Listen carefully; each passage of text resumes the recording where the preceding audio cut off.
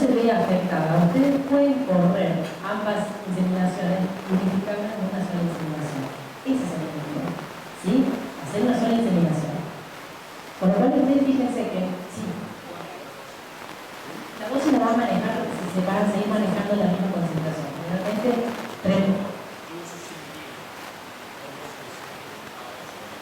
100 mililitros de volumen y de concentración 300. Vas a seguir utilizando la misma. Pero es que, ¿cómo? No, vos vas a manejar la misma concentración. No es como por ahí la inseminación postcervical, usar una dosis menor porque, digamos, directamente hacer la siembra en el cuello del útero. Acá vas a seguir utilizando la misma dosis, la misma concentración, pero tenés que tener que recaudo, que realmente la calidad del semen con una sola dosis estás jugándote. Entonces, cuando vos aplicas 2 o 3 dosis, bueno, las posibilidades de que un macho, la motilidad, la fertilidad es menor. O sea, acá tenés que tener el recaudo de que trabajar con calidad seminal, con buena motilidad, poca aglutinación. Sí.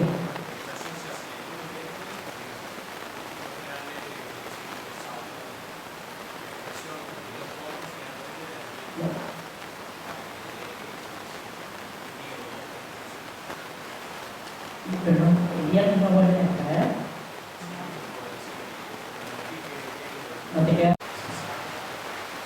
Porque el niño de la granja no tiene un contraste de fase para ver el crosoma, que es el capuchoncito que tiene el espermatozoide, que permite ingresar al algoritmo. El espermatozoide puede tener una buena movilidad o buen número de espermatozoides, buena iluminación, pero cuando la crosoma es una membrana tan delicada, empieza a romperse, a escindirse a los días de ser conservador. Ese es el problema. Pero estaba bien. Sí, estaba bien, tenía buena movilidad. Está bien, la movilidad se correlaciona en un 70% con lo que es la movilidad de la información. Pero no es tan matemática. Si no te queda, ahora, ¿por qué te quedan las condiciones para ti mismo? Tenés que hacer como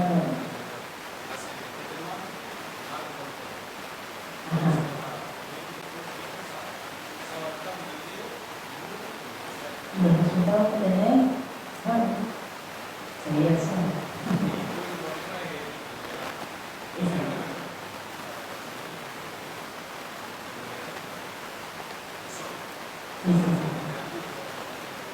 No, pero lo que pasa, sí, bueno, lo vamos a ver ahora, por eso hay que tomar los recaudos, digamos, para ver cómo te puede pegar.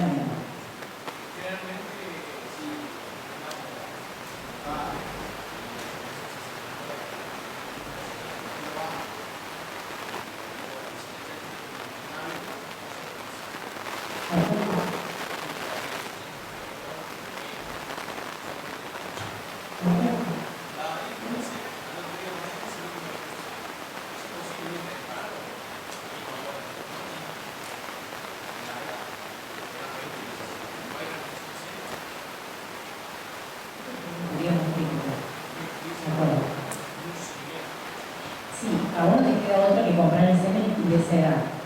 Generalmente cuando uno a veces tiene semen propio y yo recomiendo, si tenés un semen conservado 2 o 3 días y acá tenés semen fresco, utilizar las primeras dosis del semen conservado, ¿sí? Utilizar el fresco, que es de mejor calidad, en la última inseminación de la cera, que es donde sabemos que hay más probabilidades de producto, ¿sí?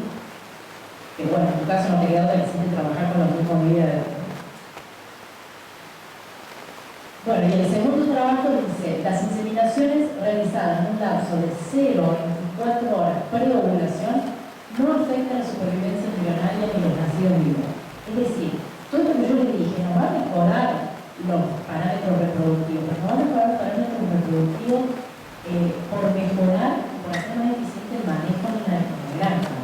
No porque voy a hacer la técnica de superovulación y voy a, ¿entienden?, hacer un crecimiento de una onda folicular mayor. O sea, la parte fisiológica reproductiva va a seguir siendo la misma. Lo que yo busco es simplemente una sincronización. Brevemente, bueno, un poco estuvimos charlando ahora, el tema de la calidad seminal. ¿Por dónde empieza? pero contarme un poco cómo es tu rutina con el tema de calidad seminal. Y te arrancan diciendo, bueno, yo lo que hago es evaluar motilidad y evalúo. Y ahí no empieza, en el laboratorio no empieza la calidad seminal. La calidad seminal empieza con los machos, ¿sí? Empieza con dónde los tengo alojados, a qué temperatura.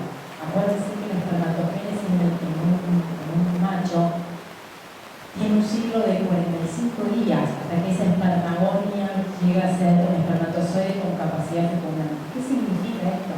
Que un macho con un sufrimiento de calor importante ve afectado por los próximos 40-50 días la calidad de semen. Entonces, por eso es tan importante el tema del alojamiento de los machos. Otra cuestión, esto lo paso brevemente, ya les dije, me tomé el atrevimiento, si bien no tiene que ver con el manejo hormonal, pero porque es una práctica de manejo que influye mucho en lo que es los resultados reproductivos.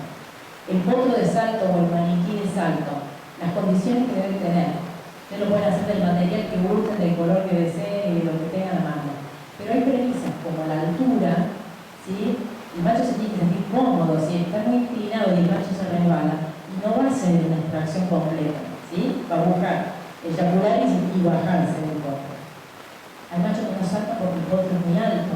Acuérdense que el macho para saltar algo tiene que el maniquí o el potro de salto estar por abajo de su línea visual de los ojos, ¿sí? O sea, ahí tenemos un problema cuando tenemos padrillos grandes y cachorros en la granja. Tenemos que buscar cómo hacer para que esos chiquitos, los padrillos de 7, 8, 10 meses, empiecen a saltar. Generalmente yo lo que recomiendo es fabricar, no caseramente, pero fabricar un potro de salto móvil, es decir, llevarlo al corral del macho. Es decir, empezar a entrenar el macho en el lugar, en el hábitat donde él se sienta cómodo. La extracción, utilizar la higiene del extractor, vaciar lo que es toda la bolsa prepucial, evitar la contaminación del semen dentro de la recolección. Yo recomiendo siempre el tema de los pelos del prepucio, recortarlos, mantenerlos recortados para evitar que eso junte tierra, materia orgánica que va a caer indefectiblemente dentro del vaso que estoy recolectando. Las temperaturas en el laboratorio. Siempre yo hago mucho hincapié en lo que es el shock térmico, ¿sí? Que lo que hace es romper la membrana plasmática del espermatozoide. Y en conclusión, en lo que es un laboratorio es importante tener áreas de trabajo bien definidas, manejarse con higiene, el control de la temperatura. Si utilizo baño María, utilizarlo con agua destilada. ¿Por qué esto? Es una cuestión simplemente práctica. El agua destilada no forma cerro alrededor de la serpentina del baño María. Entonces no tengo después fluctuaciones de temperatura cuando quiero calentar agua. Identificar si son varios machos no identificados. Y por último, y que es importante, la tecnología no es sinónimo de calidad. Muchas veces me dicen, no, que tengo un problema de nacido vivo en la granja, sí, en el laboratorio, nada. Compré todo, de última hago todo descartable, tengo una envasadora automática. Ah, bueno, ¿cómo estás trabajando? ¿Sí? Pues te compraste un espectrofotómetro de $5.000 y todavía no sacó una cámara de Google viendo a ver qué formas anormales, por decirlo. Entonces, a veces la tecnología no es justamente un parámetro que tengamos en cuenta para especificar. Este es un útero que fue inyectado con tinta, simplemente para, digamos, no es que fue inyectado, fue inseminado, ¿sí? Para que ustedes vean todo el recorrido que tienen que hacer esos espermatozoides. Acá con el láser yo les estoy contando dónde la pipeta de inseminación está haciendo la inseminación por la intervención. Es decir, a partir de acá los espermatozoides tienen que nadar todo este trayecto hasta el lugar de fecundación, que es acá, donde se encuentra con el óvulo, todavía tiene que tener la capacidad fecundante de penetrarlo, ¿sí? Para ponerle el número a esto es 1,25 m. Imagínense que la calidad de ese espermatozoide tiene que ser bastante buena para poder nadar y avanzar todo ese recorrido y sobre todo tener capacidad fecundante cuando llegue. Una vez que insemino, premisas importantes, mantener la higiene de lo que es la zona vulvar.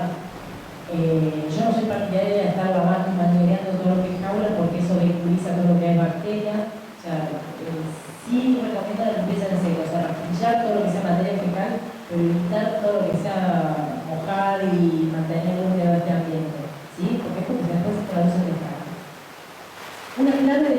inseminación. No quiero entrar en cómo hacer la publicidad para no hacerlo tan largo, pero esto es importante.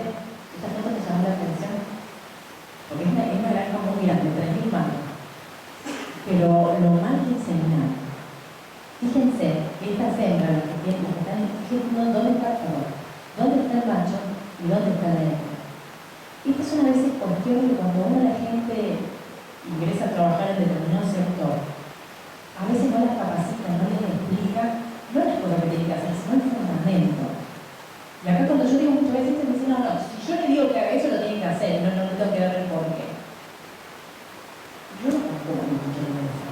¿Por qué? Porque esa persona va a estar sola ahí, trabajando, un día está apurada, un día no tiene ganas, entonces empieza a dejar de hacer cosas, a menos que sepa cuál es el fundamento. Cuando uno explica el fundamento, y esa persona entiende cómo es esa pequeña cosita que a él le parece un capricho del encargado, del veterinario, del patrón, repercute en el resultado, repercute en su bolsillo, repercute en su trabajo, les empieza a respetar. Entonces a estas personas se le había dicho que la inseminación había que hacerlo con el macho enfrente.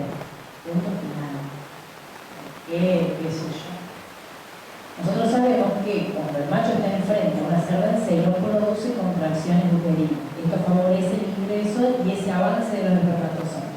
Bien, ahora, un detalle, esas contracciones no son eternas, duran 5 a 7 minutos. Entonces, este macho no solamente que no está estimulando la hembra que debería estimular, sino que me está estimulando las próximas a ser inseminadas, que cuando yo le ponga el macho enfrente, ya no van a manifestar esas contracciones. Es un detalle, pero hace que la cerda tenga menos reflujo, a que entre más volumen de la dosis seminal adentro del útero. Un detalle, no cuesta plata. Es con lo que había. Infertilidad estacional, acá, en el ánimo. ¿Qué es la famosa infertilidad estacional? Que todos los años hablamos, a veces verdad, a veces los veterinarios usamos un poco de excusa, a veces bien. Es multifactorial, pero realmente ocurre en granjas de vida, desde que son a campo a sumamente tecnificadas y confinadas. Es decir, que ven sus resultados reproductivos afectados en la época que empieza el verano, e incluso el otoño. Las del otoño están más asociadas a una cuestión de fotoperíodo, ¿sí? Donde la hembra, digamos, al no tener la cantidad de horas lumínicas que ocurren en el verano, empieza a ver resentida la liberación pulsátil de los órganos. Y el efecto del verano es el efecto que ustedes conocen y que ocurre en cualquier estrés. Es decir, el estrés térmico provoca que la salida de celo se alargue, la detectada, no sé, ese famoso intervalo de 7 días que estábamos contentos que teníamos el resto del año, empieza a ser de 10, 12, 15, nunca empieza a aumentar el número de anéctricas dentro de la granja, aumenta el número de esas cachorritas que en granja estaban 30 días o 35 hasta que aparece el primer celo, empieza a verse prolongado ese periodo. Es decir, todo lo que estuvimos hablando que deberíamos acortar y que deberíamos hacer más eficiente, empieza a no serlo, ¿sí? Perdón, también con los resultados de parto, empieza a haber más nacidos muertos, más nacidos momificados, ¿sí? También se ven afectados. O sea, hay hembras a veces que uno no sabe qué hacer, están con una panza tremenda y agitada, y respirando con la boca abierta. Bueno, son hembras que tienen un sufrimiento que lo transmiten como sufrimiento fetal también. Se adelantan los partos, ¿sí? Partos de noche que nadie puede atender. Bueno, una serie de situaciones que se ven empeorando. Generalmente hay más repeticiones de celo, es decir, y acá es la gran pregunta, ¿por qué repeticiones de celo? ¿La hembra no quedó preñada o quedó preñada y esa primera etapa que sabemos que es crucial, esos 30 días de implantación embrionaria son fundamentales? ¿A qué se debe? Entonces, generalmente es una etapa en el verano asociada a mayor número de repeticiones, ¿sí? También en el otoño, al bajar el nivel de progesterona, puede producirse que no se continúe esa gestación, ¿sí? Acuérdense que el nivel de progesterona es lo que hace que la gestación se mantenga. Fíjense esta cerda. Esta fue una granja de en La Rioja, en Chilecito. ¿Está hermosa? Esta granja tenía un problema de, pero no sabían qué hacer. La verdad que funcionaba un laboratorio, funcionaba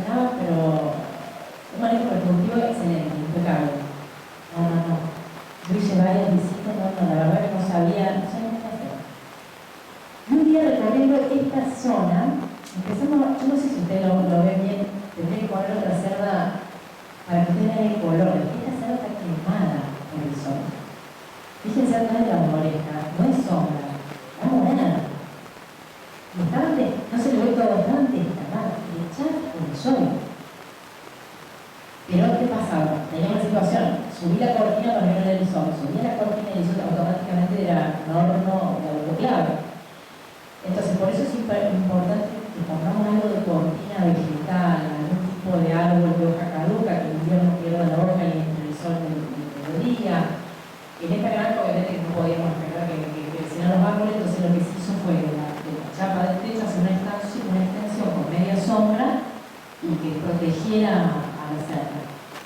¿Por qué se la muestro? Porque la insolación produce prostaglandina. La prostaglandina, ¿se acuerdan que era para realizar ese cuerpo? Lo que estoy haciendo es una aborto natural. ¿Sí? Esto ocurre, esto se lo mostré en la granja confinada porque era más anecdótico que otra cosa. Pero acá, muchas veces, sucede esto. Y hoy las hembras que mejor resultado reproductivo tienen son las niñas, las niñas más grandes que son niñas blancas. Landra, Yorkshire, Prusa, es uno de ambas razas. Entonces ahí empezamos a tener un problema que son hembras que a veces, obviamente, que no soportan, no tienen la necesidad de una hembra de corto. Y esta es una foto que yo decía, miren el manejo, o sea, una vez dice, no, que es verano, que la cerda, con qué hormona podemos manejar el tema de la infertilidad. ¿Estás manejando bien el manejo de la cortina? Sí. Miren la enredadera que había, imagínense hace cuánto que esa cortina ni subía ni bajaba. Yo la saqué la foto como no pude creer. Todo eso, esto es un galpón, no les quiero mentir, de 80 metros de enredaderas, obviamente que esto no tiene una semana de... Entonces, hay pequeñas cuestiones que uno a veces, como técnico, como profesional, da por hecho, da por sentado, se cae de maduro. A veces nos pasa con los fármacos. Vos le dejás, no, acá le traes una norfloxacina. Miren si tiene miligramos por kilo de peso de vida. Hay cuestiones que a veces son tan básicas que a nosotros no se nos ocurre porque nosotros las tenemos incorporadas por profesión, pero que a veces son básicas de colocar, de decir, poner un mililitro cada 10. Porque ahí empezamos a tener esos quiebres, esas fallas. O sea, cuando a la gente no le dejamos las premisas, que por ahí a nosotros nos parece que se caen de maduro. ¿Sí? Entonces, ¿qué podemos hacer en esta época? Y calcular la mayor cuota de monta, porque todo esto, aquí una. Si podemos revertir el ambiente, lo que podamos mejorárselo, bienvenido sea, nos va a ayudar en gran medida. Pero sabemos que hay un componente inherente a la época que hace que nos va a repercutir en los resultados. Entonces, lo que podemos hacer para compensar es aumentar la cuota de monta. ¿Sí? Es decir, calcular ese porcentaje. Yo le pongo, generalmente la fertilidad